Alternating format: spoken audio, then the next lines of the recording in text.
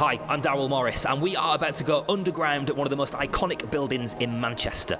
Underneath the Royal Exchange Theatre is a network of rooms and corridors never before open to the public.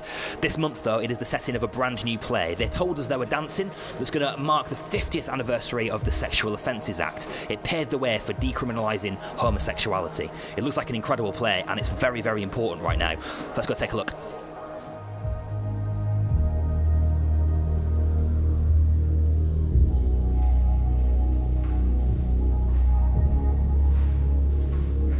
These kind of spaces are untouched. No one normally comes down here, so to have the chance to kind of make this our playground and to make a play down here has been really exciting. But also the play marks the 50th anniversary since the start of the decriminalisation of homosexuality.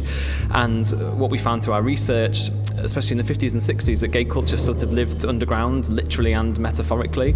And for us to take our audiences sort of 2 floors below the Royal Exchange into an underground world where all of this is kind of, this history is pouring out of the walls, felt really exciting. The audience moved through about 8 spaces. They start in 1957 and they end in 2017, and they cross kind of time, place and country as they go through all of the different areas. Some of the spaces are very much real and some of them are more dreamlike as they move on that journey.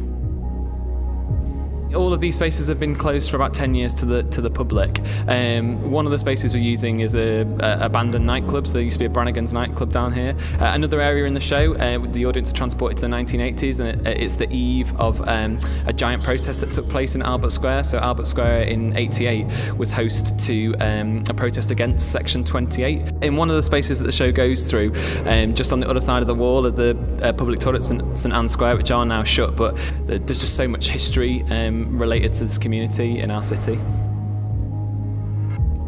One of the things that's been really amazing for us is these kind of stories of everyday people that have come out of the woodwork. So we were really aware of some of the big kind of landmark things like Section 28 or kind of really influential figures like Alan Turing or other people across time.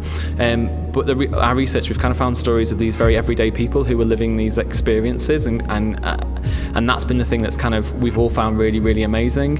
And I think therefore we kind of feel this, we want to kind of honour those people and those kind of radical individuals who fought those battles across time so that things can keep changing, and kind of that's, I think, fired us up and made us kind of horrified by some of the stuff that we've read, but also kind of felt like, well, we want to make sure that we continue to, the fight isn't over, I suppose.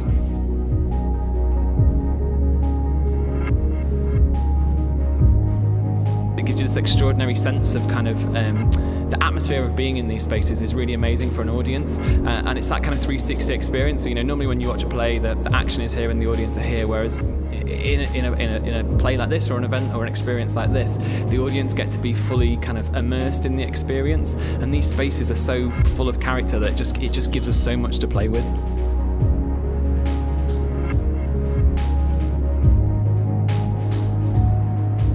It's been immense being down here, a place that the public never ever get access to. One of the most iconic buildings in Manchester and the little boroughs underneath it. It actually feels like physically oppressing. You know, you can feel it. It's an amazing physical representation of what people went through in that era, and it looks like an incredible play as well. Well worth checking out.